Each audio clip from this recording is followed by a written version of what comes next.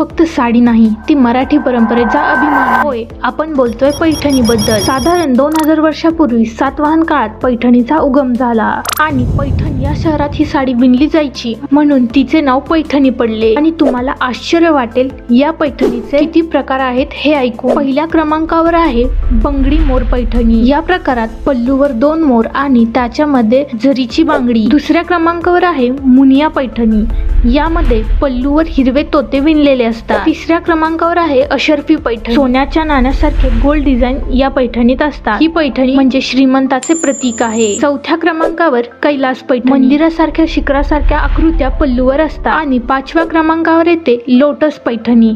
कमळाच्या फुलासारखं डिझाईन सौंदर्य आणि शांततेचं प्रतीक म्हणून ओळखलं जातं. हे आहेत पैठणीचे पारंपरिक मुख्य 5 प्रकार. आणि अशाच माहितीपूर्ण व इंटरेस्टिंग माहितीसाठी आपल्या चॅनलला सबस्क्राईब करायला विसरू नका.